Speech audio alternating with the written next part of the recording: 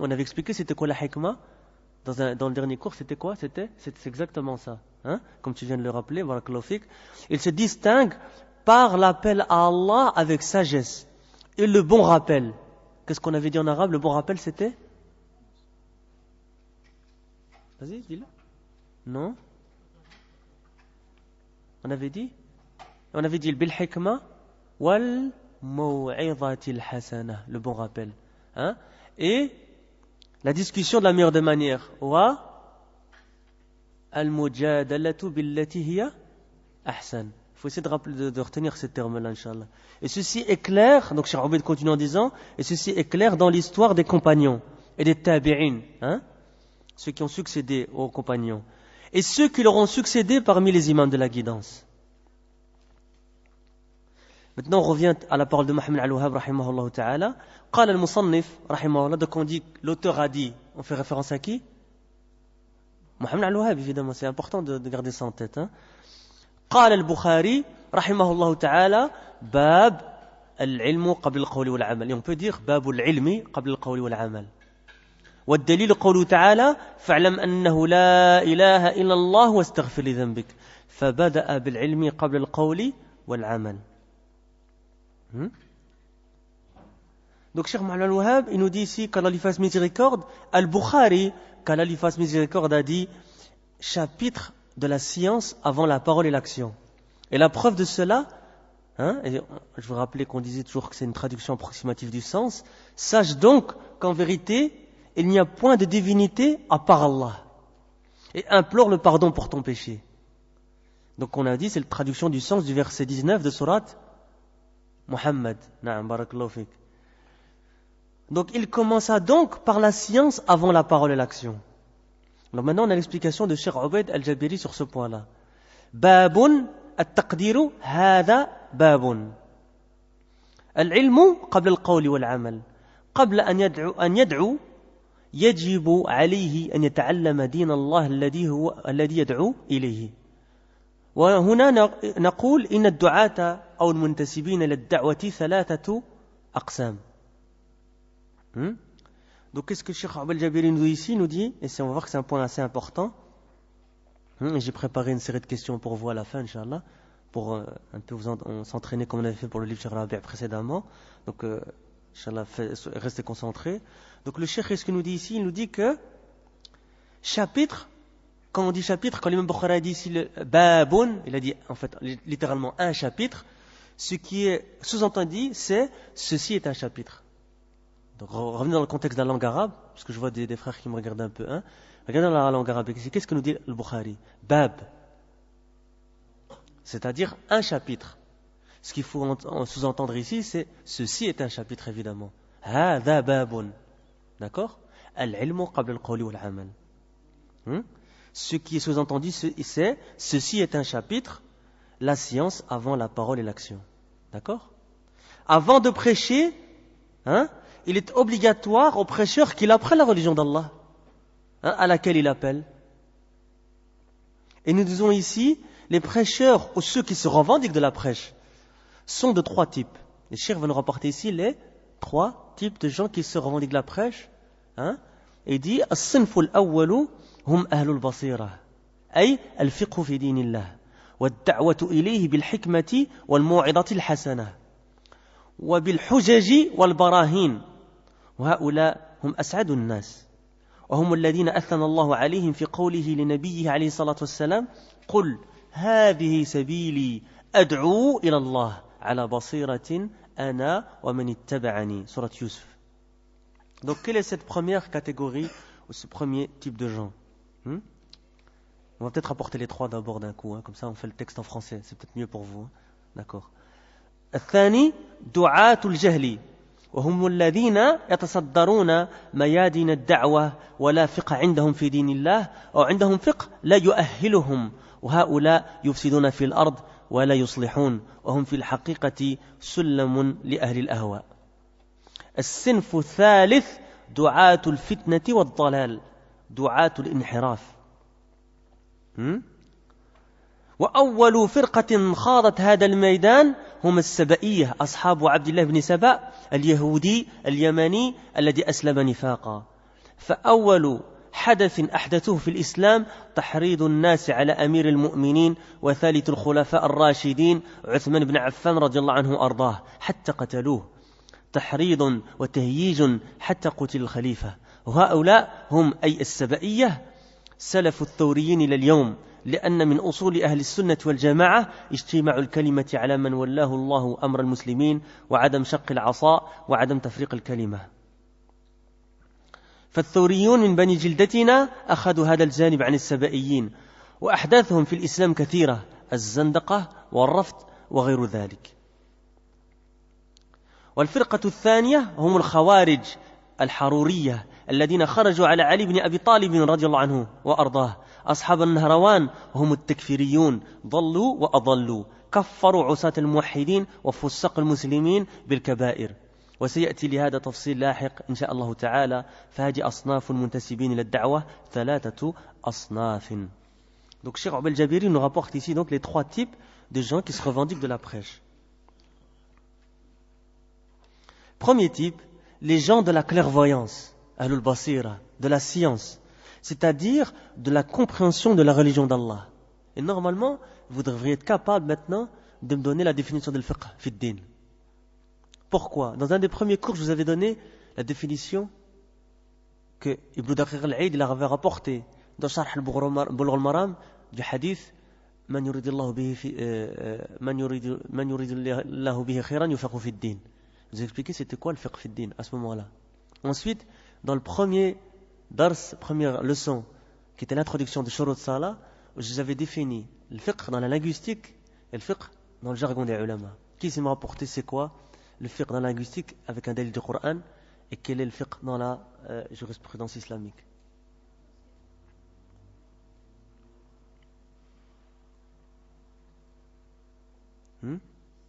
Personne? Il faudra revoir, Inch'Allah. On avait dit le fiqh dans la linguistique, c'est quoi?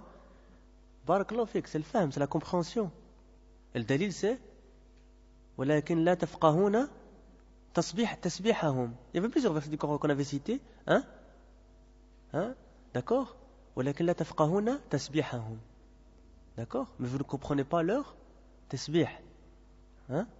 D'accord? Vous vous souvenez de ça ou pas? Ça vous dit quelque chose? Ok.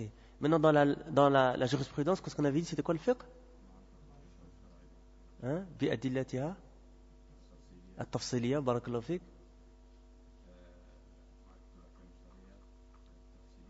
بأدلتها التفصيلية. نعم.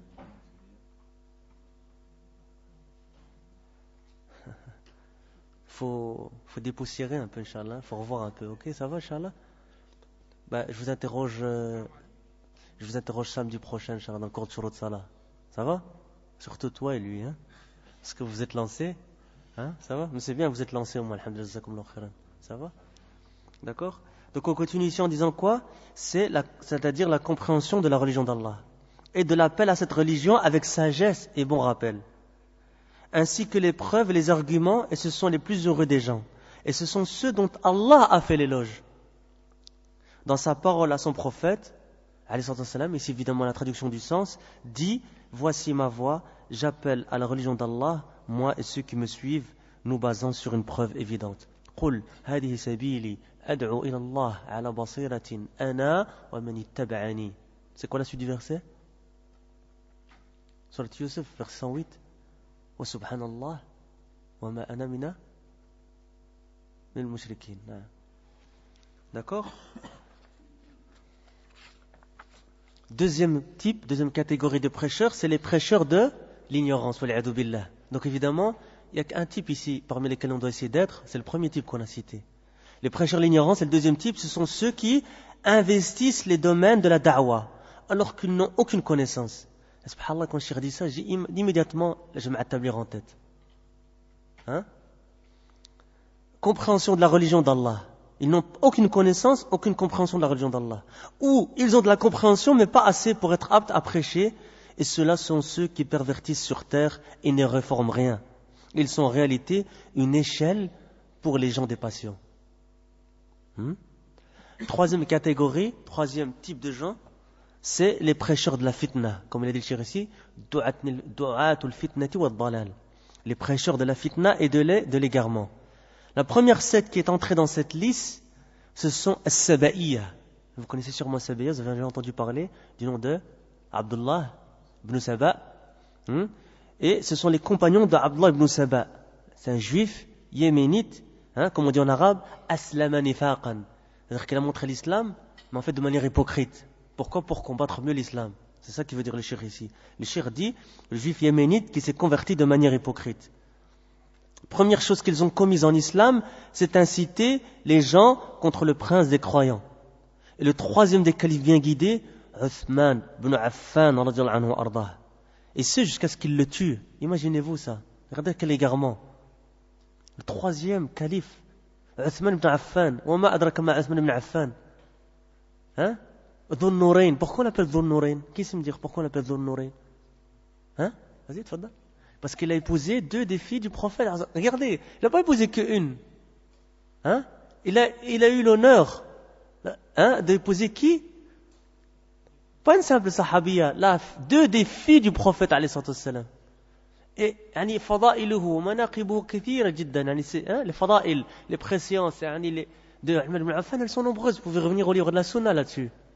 Il fait partie ça lui suffit rien que de faire partie des 4 califes bien guidés.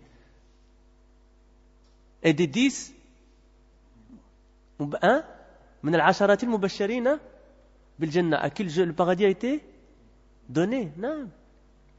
Allah al-Musta'an. Et donc, et ce jusqu'à ce qu'il le tue. Une incitation, une stimulation jusqu'à ce que le calife, radiyallahu anhu ardah, soit tué.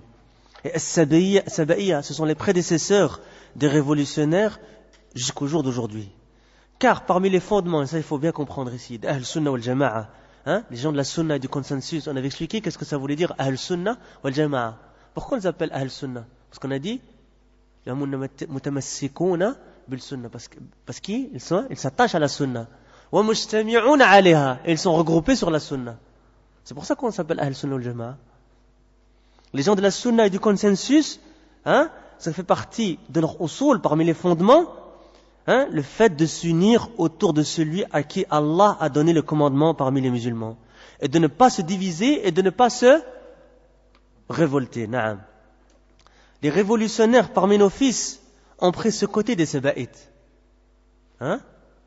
Et leurs exactions sont nombreuses en islam.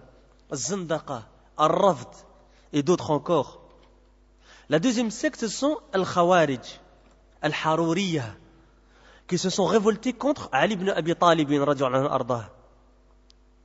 Qui Ali ibn Abi Talib? C'est 4e calife parmi les califes bien guidés. D'accord? Le grand et le noble compagnon. On a déjà vu sa biographie dans le cadre du livre de Cheikh Rabi', on avait fait, non? Vous vous souvenez plus? Si, non? Il faut revoir les frères. Les gens d'An-Nahrawan, et ce sont les Takfiriyoun, ils se sont égarés et ont égaré. Ils ont rendu mécréants les désobéissants parmi les gens du Tawhid et les pervers des musulmans pour les grands péchés qu'ils ont commis. Et nous étudierons la chose en détail plus loin, Inch'Allah. Donc, Cheikh va s'attacher à étudier cette aqidah-là. Inch'Allah, normalement, ça devrait être aujourd'hui, Inch'Allah, en ce qui concerne la position d'Al-Sunnah al-Jama'a, des Khawarij et des Mu'tazila par rapport à ce qu'on appelle Al-Fasiq al-Milli, dans le pervers parmi les gens de notre communauté, celui qui commet un grand péché parmi les gens de notre communauté, d'accord? On va voir que les gens de la Sunna ont suivi la voie du juste milieu et la voie de la vérité. Inch'Allah. Voilà donc les types de gens qui se revendiquent de la da'wah. Ils sont donc de 3 types. On a dit quoi? Le premier, c'était les gens de la science, la clairvoyance, compréhension de la religion. Deuxième, les gens de l'ignorance. Troisième, les gens de la fitna et de l'égarement. Ça va?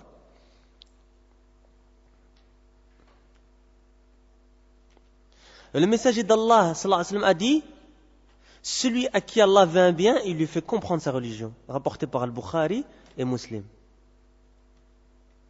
Donc Cheikh a dit: wa as'aduhum hum as-sinf al-awwal.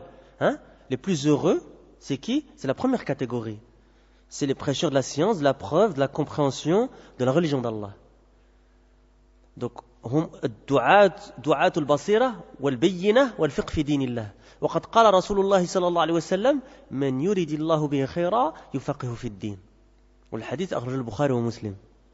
Maintenant, on revient au matn al-aya fa'lam annahu la ilaha illa Allah. Surat Muhammad. فاعلم أنه لا إله إلا الله. الشيخ رحمه الله بين الشاهد فقال فبدأ بالعلم قبل القول والعمل. فاعلم أنه لا إله إلا الله واستغفر لذنبك. أولا العلم، يعلم قبل أن تدعو الناس إلى دين الله أنه يجب عليك أن تتعلم. وقد ذكر الشيخ ابن سعدي رحمه الله في تفسير هذه الآية 8 أسباب لحصول العلم بلا إله إلا الله، حيث قال رحمه الله et va donc citer les 8 causes, les 8 manières de quoi, raison pour acquérir la science avec la science de la ilaha illallah. Et on va voir quelles sont ces 8 choses-là. Mais avant ça, on va traduire le verset, donc la traduction approximative du verset 19 de Surat Muhammad. Sache donc qu'en vérité, il n'y a point de divinité à part Allah. Le cheikh, qu'Allah lui fasse miséricorde, a montré la raison pour laquelle le verset a été cité. Ou pourquoi il a cité le verset. Il dit, il a commencé par la science, ou avec la science, avant la parole et l'action. Sache donc qu'en vérité, il n'y a point de divinité à part Allah et implore le pardon pour ton péché. La science en premier. Sache qu'avant d'appeler les gens à la religion d'Allah, il t'est obligatoire d'apprendre. Et Cheikh Sa'di, rahimahullah, qui est Cheikh Sa'di, pour ceux qui connaissent? C'est le Cheikh de Cheikh Ibn Uthaymin, rahimahullah, et le grand exégète du Coran qui a fait une explication du Coran qui est parmi les plus faciles, les plus abordables pour nous. Pourquoi? Parce que c'est un tafsir bil ma'na, il explique directement le sens du verset, d'accord? Et je vous le conseille vivement. Et bien dans ce tafsir de ce verset-là, Cheikh Sa'di, rahimahullah, a rapporté dans son exégèse, donc de ce verset du Coran, 8 causes pour acquérir la science de la ilaha illallah. Il dit qu'Allah lui fasse miséricorde, la première et la plus importante. أحدها بل أعظمها تدبر أسمائه وصفاته وأفعاله الدالة على كماله وعظمته وجلاله، فإنها توجب بذل الجهد في التأله له والتعبد للرب الكامل الذي له كل حمد ومجد وجلال وجمال. الثاني العلم بأنه تعالى هو المنفرد بالخلق والتدبير، فيعلم بذلك أنه المنفرد بالألوهية. الثالث العلم بأنه المنفرد بالنعم الظاهرة والباطنة الدينية والدنيوية، فإن ذلك يجب تعلق القلب به ومحبته والتأله له وحده لا شريك له. الرابع ما نراه ونسمعه من الثواب لأوليائه القائمين بتوحيده من النصر والنعم العاجلة ومن عقوبته لأعدائه المشركين به، فإن هذا داع إلى العلم بأنه تعالى وحده المستحق للعبادة كلها. الخامس معرفة أوصاف الأوثان والأنداد التي عبدت مع الله واتخذت آلهة، وأنها ناقصة من جميع الوجوه فقيرة بالذات لا تملك لنفسها ولا لعابديها نفعا ولا ضرا ولا موتا ولا حياة ولا نشورا، ولا ينصرون من عبدهم ولا ينفعونهم بمثقل ذرة من جلب خير أو دفع شر، فإن العلم بذلك يوجب العلم بأنه لا إله إلا الله وبطلان إلهية من سواه. السادس اتفاق كتب الله على ذلك وتواطؤها عليه. السابع أن خواص الخلق الذين هم أكمل الخليقة أخلاقا وعقولا ورأيا وصوابا وعلما وهم الرسل والأنبياء عليهم الصلاة والسلام والعلماء الربانيون قد شهدوا لله بذلك. الثامن والأخير ما أقامه الله من الأدلة الأفقية والنفسية التي تدل على التوحيد أعظم دلالة تنادي عليه بلسان حالها بما أودعها من لطف صنعته وبديع حكمته وغرائب خلقه. انظر تيسير الكريم الرحمن في تفسير كلام المنان للعلامة ابن سعدي رحمه الله. Donc qu'est-ce que nous dit Cheikh Abul Jabiri en citant Cheikh Sa'di rahimahullah? Il nous dit donc 8 causes, 8 manières pour acquérir la science de la ilaha illallah. Il dit la première et la plus importante, de méditer ses noms et ses attributs et ses actions qui indiquent la perfection de sa majesté et de sa magnificence, car elles rendent obligatoire de faire des efforts dans son adoration. Ar-Rabb al-Kamil, le Seigneur parfait. Je voudrais faire une petite parenthèse ici, que voilà, c'est là que vous voyez l'importance de la langue arabe encore une fois. C'est qu'on traduit dans le domaine de la aqida, certains asma wa sifat, on perd du sens, il n'y a aucun doute là-dessus. Les mots, ils n'ont pas la même force. Et je vous assure que c'est vraiment pas évident à traduire. Donc il faut vraiment apprendre la langue arabe. Vous avez vu, peut-être pour ceux qui comprennent un peu l'arabe, quand j'ai lu la parole de Cheikh Abdel Jabir en arabe, il y a une force dans la langue arabe qu'on ne retrouve pas dans la langue française, d'accord? Donc le Seigneur parfait, à qui reviennent toutes les louanges, toutes les glorifications, toute majesté et toute beauté. Ça va, c'est clair pour le premier point? La deuxième, la science du fait qu'il, le Très-Haut, est le seul créateur et le seul à administrer l'affaire. Et que l'on sache par cette science qu'il est le seul en droit d'être adoré. D'accord? Je répète. La science du fait qu'il, subhanahu wa ta'ala, le Très-Haut, est le seul créateur. Comme on dit, وَيُدَبِّرُ الْأَمْرِ, est le seul à administrer l'affaire. Et que l'on sache par cette science qu'il est le seul en droit d'être adoré. C'est-à-dire quoi? Comment il faut comprendre ça ici? Comme Allah Azza wa Jalla est le seul à créer, et le seul à administrer l'affaire, on doit adorer que lui, subhanahu wa ta'ala. La troisième, comme salam, la science du fait qu'il est le seul à pourvoir de bienfaits, et ces bienfaits qu'ils soient apparents ou cachés, religieux ou des choses de ce bas monde, comme on dit, النعم الظاهرة أو الباطنة الشرعية أو الدنيوية. D'accord? Car cela implique que le cœur s'attache à lui, subhanahu wa ta'ala, et son amour, subhanahu wa ta'ala, et l'adorer seul, sans rien lui associer. La quatrième, ce que nous voyons et entendons comme récompense pour ces awliya. Alors ici, awliya, c'est un mot qu'il faut traduire évidemment par sa définition. Et là, on sort un peu du livre, et on va aller voir dans ce qu'a dit Cheikh al-Islam, Ibn Taymiyyah, rahimahullah, comment Cheikh al-Islam, je pense que c'est la définition que le Mashayikh rapporte en général, sur qu'est-ce qu'un wali. Et c'est important de connaître ça, et c'est tout à fait contraire à ce que pensent certaines sectes, comme par exemple les soufis, les définitions qu'ils donnent du wali. Le wali chez Ahl-Sunnah, c'est quoi? Cheikh al-Islam Ibn Taymiyyah a expliqué que c'est kullu mu'minin taqi. C'est-à-dire tout croyant pieux. D'où est-ce qu'il était chercher cette explication ou cette définition, Cheikh al-Islam Ibn Taymiyyah rahimahullah ta'ala? Eh bien, il l'a pris d'un verset du Coran. Ala inna awliya Allahi la khawfun alayhim wa la hum yahzanun alladhina amanu wa kanu yattaqun. Regardez, ala inna awliya Allah, on parle d'awliya, la khawfun alayhim wa la hum yahzanun. Alladhina amanu, c'est qui l'awliya? Alladhina amanu, ceux qui croient. Wa kanu yattaqun. Et c'est pour ceux qui veulent, c'est Surat Yunus, verset 62.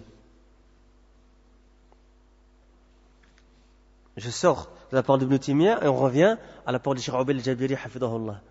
Donc, et ce que nous attendons comme récompense pour ces awliya, qui sont sur le tawhid, comme victoire et bienfait dans ce bas monde.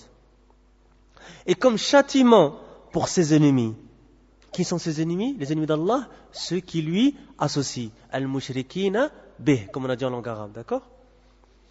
Tout ceci nous appelle à la science qu'il est le seul en droit d'être adoré, et ce, quel que soit le type d'adoration. D'accord? On avait vu ça dans le livre de Cheikh Rabi', hafidahullah, les 21 hadiths dans la croyance et le suivi, que l'adoration c'est un droit exclusif, barakallahu fik, exclusif d'Allah subhanahu wa ta'ala. Personne ne peut être adoré, et ce, quel que soit le type d'adoration. On ne peut pas vouer ne fût-ce qu'un seul type d'adoration. Vous vous souvenez de ça? À autre qu'Allah subhanahu wa ta'ala. La cinquième, c'est la connaissance des caractéristiques des idoles qui ont été adorées avec Allah. Et ont été prises comme divinités. Vous allez comprendre pourquoi. Pourquoi ça, c'est une cause pour avoir la science de la ilaha illallah. Et quelles sont, regardez la suite, c'est clair, et quelles sont imparfaites.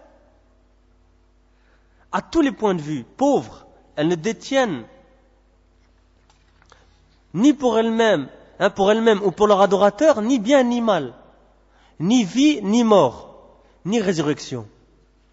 Elles ne peuvent rendre victorieux ou secourir ceux qui les adorent.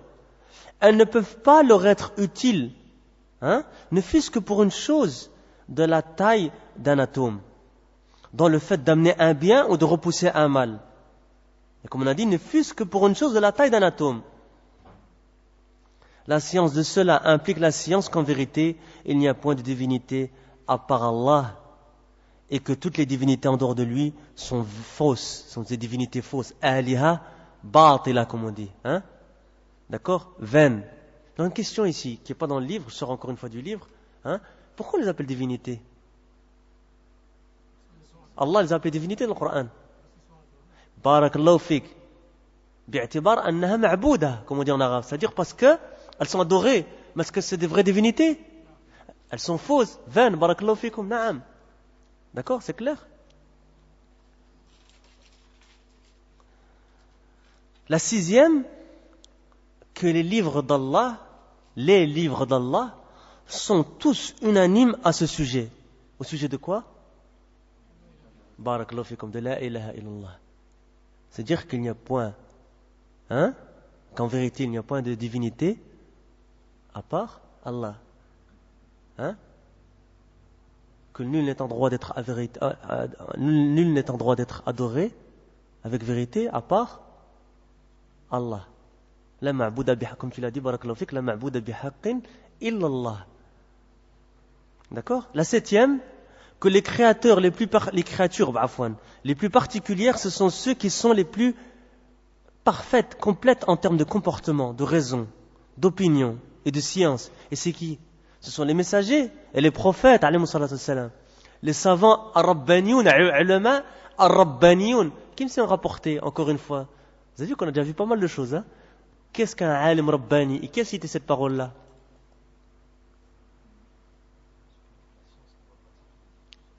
Barakallahu fik, c'est la traduction, c'est quoi? Celui qui a la science, qui la met en pratique et qui la diffuse, l'enseigne.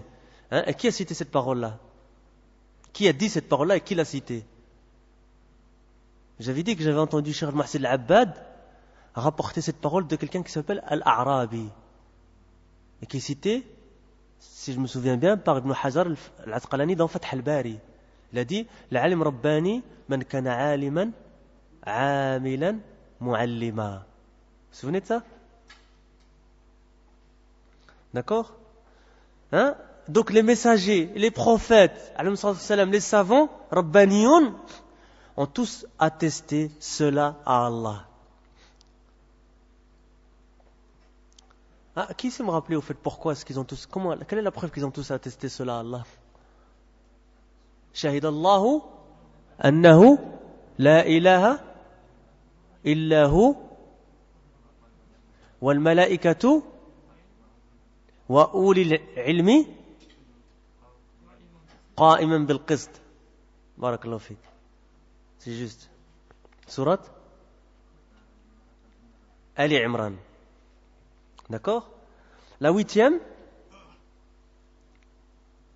ce que Allah a dressé comme preuve dans nos esprits et dans ce qu'on peut voir à l'horizon. C'est la seule manière que j'ai pu trouver de traduire cela. Ma aqamahu Allah min al-adillati al-ufuqiyya wal-nafsiyya allati tadullu ala at-tawhid a'zama dalalatin tunadi alayhi bi lisani haliha bima awda'aha min lutfi sun'atihi wa badi'i hikmatihi wa ghara'ibi khalqihi. J'avais pensé à le laisser en arabe tellement c'est beau et même pas le traduire. C'est important qu'on essaie tant qu'on peut d'apporter le sens en français. D'accord? Et dans ce qu'on peut voir à l'horizon, comme j'ai dit, qui indique de la manière la plus forte le tawhid, qui y appelle par elle-même, si vous voulez. Bilisani haliha, comme on dit en arabe. Parce que Allah a mis comme grâce dans sa création, merveille de sa sagesse et caractère unique dans sa création. Donc voir Tafsir de Cheikh Saadi, pour ceux qui veulent aller voir, et Inch'Allah, je vous le conseille vivement, page 731-732.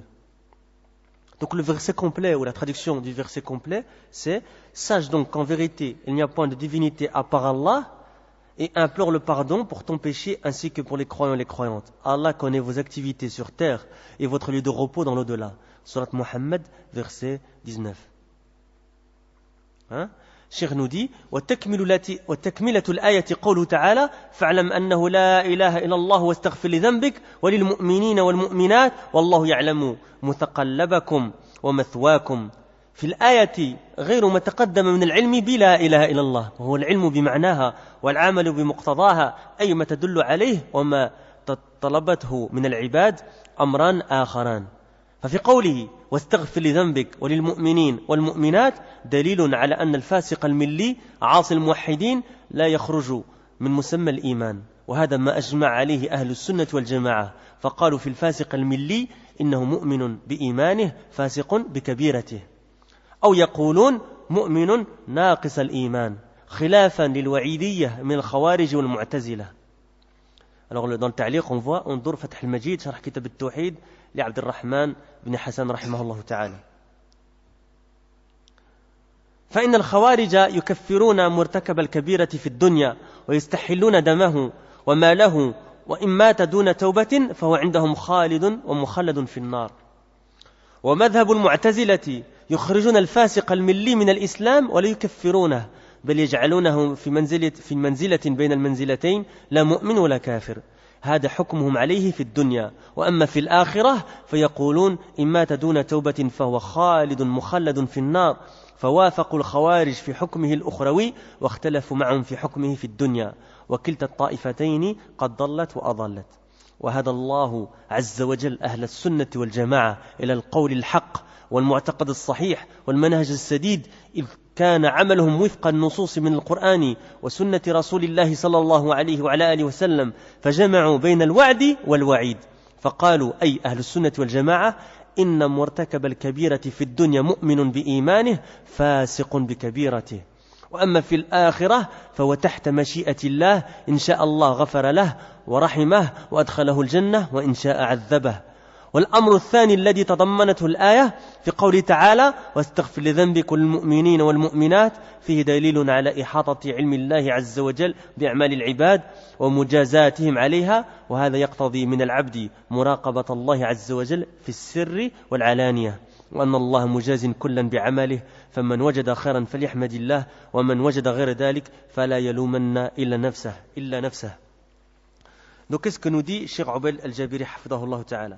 Donc le verset complet, sache donc qu'en vérité il n'y a point de divinité à part Allah et implore le pardon pour ton péché, ainsi que pour les croyants et les croyantes. Allah connaît vos activités sur terre et votre lieu de repos dans l'au-delà. Surat Muhammad, verset 19, en tout cas la traduction du sens de ce verset-là. Il y a dans ce verset comme science de la ilaha illallah d'autres choses que ce qui a précédé. Et ce qui a précédé c'est quoi? C'est la science de son sens et la mise en pratique de ce qu'implique cette attestation. Il y a deux autres points qu'on peut tirer de ce verset-là. Il y a dans la traduction de sa parole, subhanahu wa ta'ala, et implore le pardon pour ton péché, ainsi que pour les croyants et les croyantes, une preuve que le pervers de notre communauté, al-fasiq al-milli, ce qu'on appelle le désobéissant parmi les gens du tawhid de notre communauté, ne sort pas de la foi.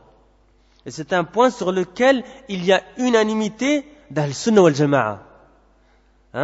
Qui ont dit concernant le pervers de notre communauté, al-fasiq al-milli, qu'il est croyant par sa croyance, pervers par son grand péché. Donc si quelqu'un vous dit, mais c'est pas grave, il y a divergence, j'ai d'autres avis, est-ce qu'on peut accepter ça? Pourquoi? Parce qu'il y a ijma'. Et pourquoi est-ce qu'on ne peut pas accepter quelqu'un qui va à l'encontre de l'ijma'? Ça, cette règle-là, on l'a vu dans ce livre.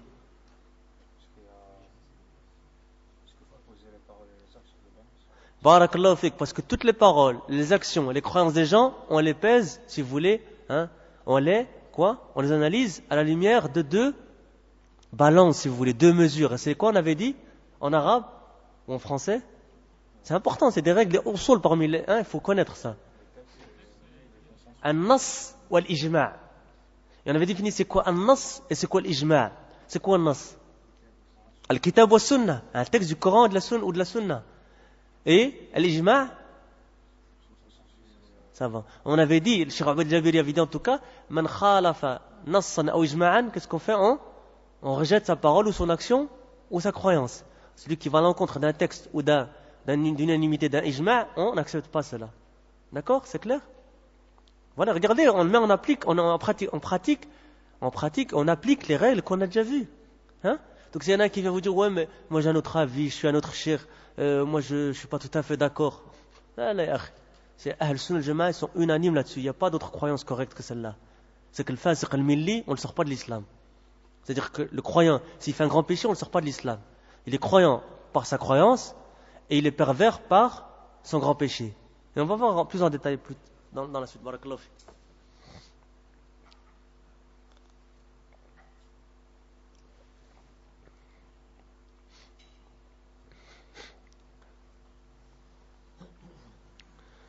Donc, où ils disent, Ahl Sunnah al-Jama'a, qu'il est croyant d'une croyance diminuée. Donc on peut dire, les gens de la Sunna le disent de manière différente. On peut dire par exemple, Mu'minun bi imani, fasiqun bi kabirati. Retenez ces mots-là. C'est des mots que les mashir citent tout le temps dans les cours de l'aqida. Mu'minun bi imani, fasiqun bi kabirati. Ou on peut dire aussi, Mu'minun naqis al-iman. Pourquoi? Parce que chez les gens de la Sunna al-Jama'a, l'iman il monte et il descend. Hein? D'accord? Donc on dit qu'il est croyant d'une croyance diminuée. Hein? Et les Mu'tazila, hein? Contrairement à ce que disent les Wa'idiyya parmi les Khawarij et les Mu'tazila, eux ils disent donc le contraire. Et on va voir qu'est-ce qu'ils disent. Et si vous voulez avoir du détail, allez voir dans Fath al-Majid, qui est quoi Fath al-Majid? C'est l'explication de Abdurrahman ibn Hassan al-Shaykh, rahimahullah, qui est qui? Le petit-fils de Mohammed al-Wahhab, donc le petit-fils a expliqué le livre de son grand-père, Kitab al-Tawhid, et il l'appelait Fath al-Majid, Sharh Kitab al-Tawhid, volume 1, page 53. Car les Khawarij rendent mécréant dans ce bas monde, celui qui fait un grand péché. Hein? Ils rendent licite son sang et son argent. Et s'il meurt sans repentir, il est pour eux voué à l'enfer éternel. Le madhab des Mu'tazila, c'est qu'ils font sortir le pervers de l'islam, mais ne le rendent pas mécréant. Ils le mettent entre deux stades. Vous entendez toujours les mashir dire ça, hein? يجعلونه في منزلة بين المنزلتين. Maintenant vous allez comprendre qu'est-ce que les shur disent en voulant dire ça. C'est-à-dire que Khawarij, ils le rendent mécréant à la tôle. Hein? Directement ils le rendent mécréant. Hein? Et s'il ne se repent pas, quoi? Éternellement en enfer. Parce qu'il a fait un grand péché. C'est clair? Mu'tazila, ils disent quoi? Ils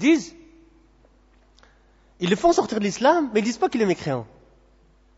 Et ils disent qu'il est entre deux stades. Hein? Ni croyant, ni mécréant. Dans ce bas monde. Attention, c'est important de comprendre. C'est ainsi qu'ils le jugent dans ce bas monde. Tandis que dans l'au-delà, ils disent, s'il meurt sans repentir, il est éternellement en enfer. Vous voyez la différence entre Khawarij et le Mu'tazila? Et on va mieux le comprendre ici. Ils sont donc d'accord avec le Khawarij quant à son jugement dans l'au-delà. Et ne sont pas d'accord avec eux en ce qui concerne son jugement dans ce bas monde.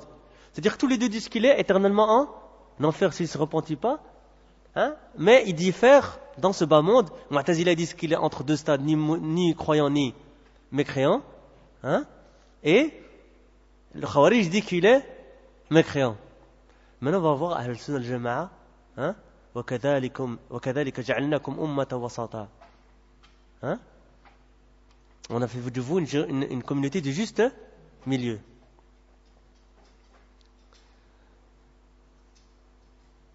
Donc les deux groupes se sont égarés et ont égaré. Allah a guidé les gens de la Sunna et du consensus Ahl Sunnah wal Jama'a vers la parole de vérité et la croyance correcte et la voie juste. Leur action est conforme au texte du Coran et de la Sunna du messager d'Allah sallallahu alayhi wa sallam. Hein? Ils ont regroupé ce qu'on appelle al-wa'd ou al-wa'id, la promesse et la menace. Parce qu'on a des textes où on a quoi? La promesse du paradis. Et on a des textes où on a la menace du châtiment. Et justement, ça c'est, le shir le dit pas ici, mais il le dit de manière implicite, pas explicite. C'est que parmi les usul de Ahl-Sunnah al-Jama'a, justement, c'est quoi? C'est que Barakallahu fait qu'on regroupe les textes dans un chapitre. Hein? Et on ne prend pas un texte seul. D'accord? Et c'est ça l'erreur qu'on fait, ces sectes-là. D'accord? Justement, c'est que Ahl Sunnah al-Jama'a, ils ont regroupé entre ces textes de l'Wa'd et le texte de l'Wa'id. Et là, vous comprenez pourquoi on les appelait l'Wa'idiyya, al-Khawarij, al-Mu'tazila un peu plus tôt. Hein? D'accord? Donc ils ont dit, c'est-à-dire Ahl-Sunnah wal-Jama'a, que celui qui fait un grand péché dans ce bas monde est incroyant par sa croyance ou pour sa croyance, pervers par son grand péché. Tandis que dans l'au-delà, il est sous la volonté d'Allah. Si Allah veut, il lui pardonne et lui fait miséricorde et le fait rentrer au paradis. Et s'il veut, le châtie. D'accord?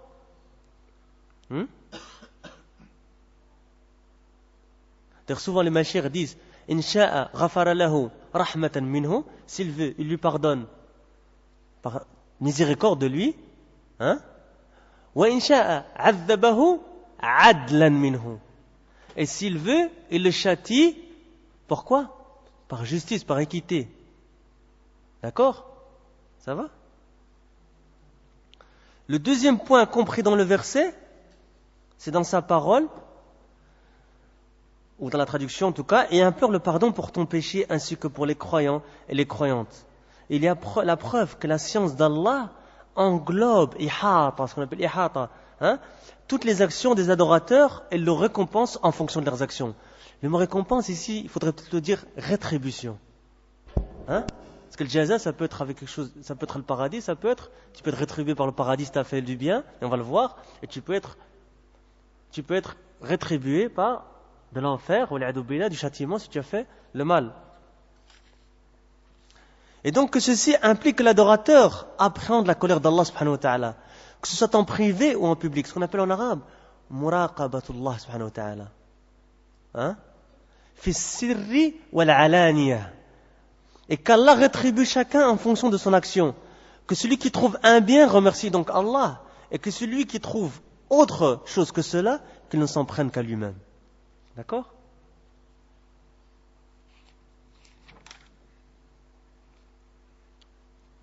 On continue en disant قال المصنف رحمه الله يعلم رحمك الله أنه يجب على كل مسلم ومسلمة تعلم هذه الثلاث المسائل والعمل بهن.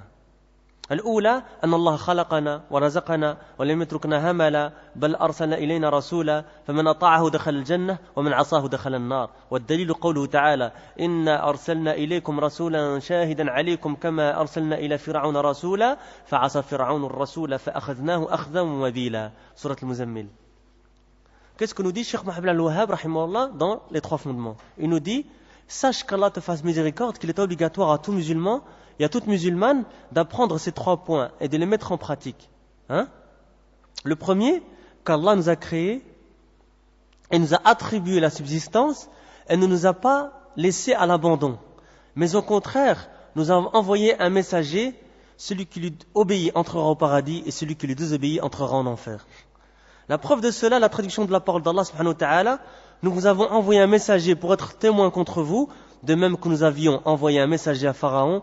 Pharaon désobéit alors au messager, nous le saisîmes donc rudement. Surat al-Muzammil, traduction, versets 15-16. Explication de Cheikh Rabi al-Jabiri, hafidahullah.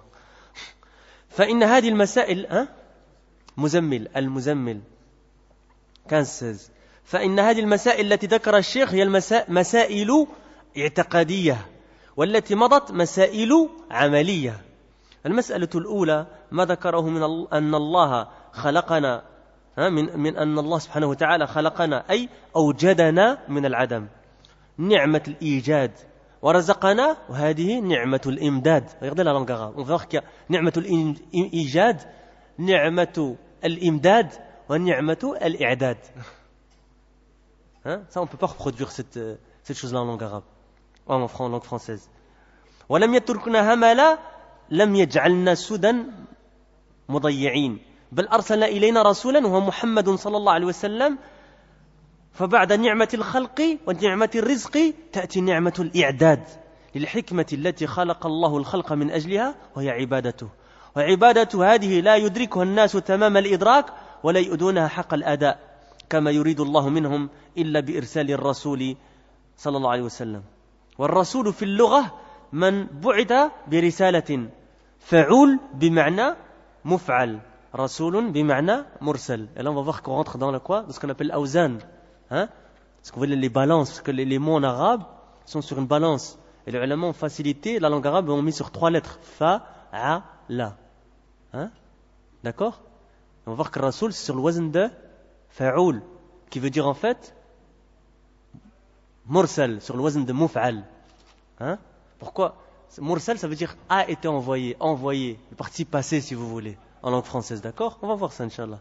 وفي الاصطلاح رجل من بني آدم أوحى الله إليه بشرع وأمر بتبليغه ولابد قبل بيان معنى الآية ووجه دلالتها على هذه المسائل أن نبين مهام النبي عليه الصلاة والسلام كما دل عليها الكتاب الكريم وسنة نبينا عليه الصلاة والسلام.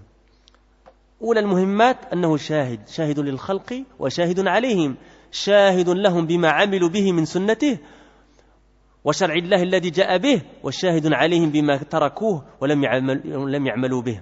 كم سلام.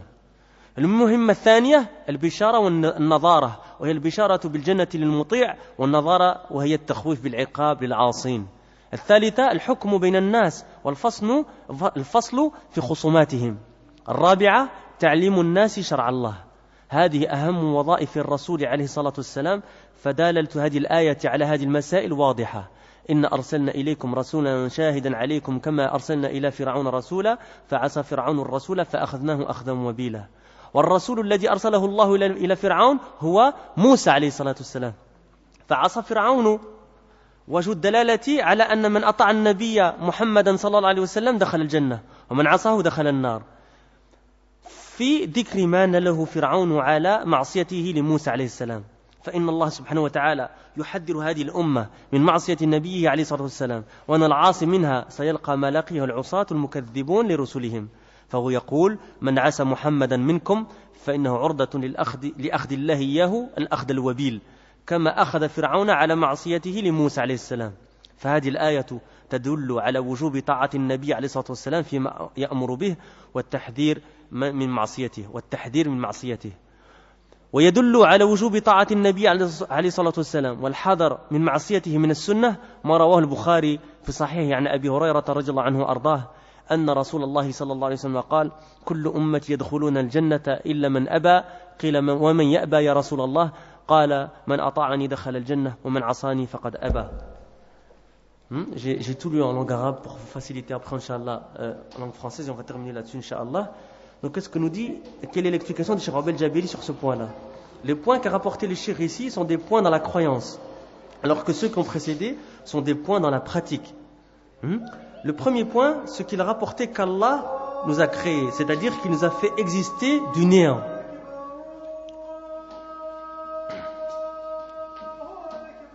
Allahu Akbar, Allahu Akbar.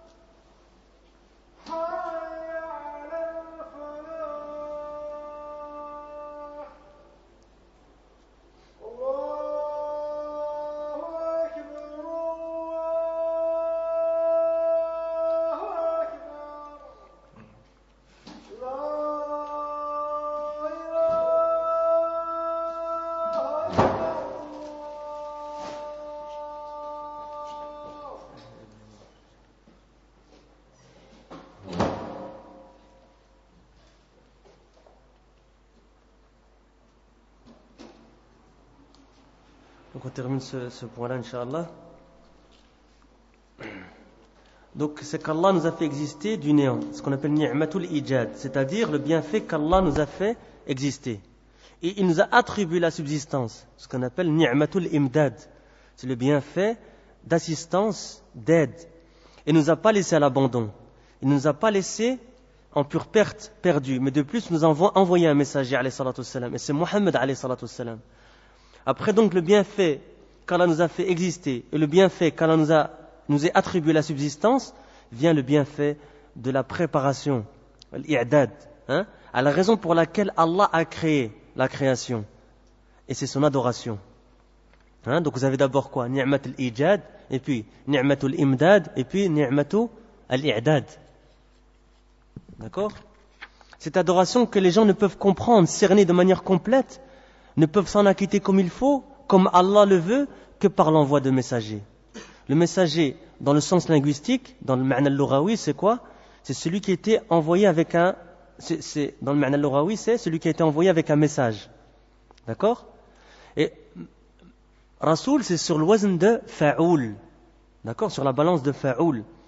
Avec le sens de muf'alun. D'accord? C'est-à-dire Rasoul avec le sens de mursalun. Évidemment, si on n'a pas le langage, on ne pourra comprendre cette chose-là. Rasoulun, c'est sur le wazn de la balance de mursalun. Mursalun, c'est-à-dire le participe passé du verbe arsala yursilu. C'est-à-dire quoi? Envoyer avec un accent, un accent aigu. D'accord? Participe passé envoyé. Participe passé en français. D'accord? Mursalun. D'accord?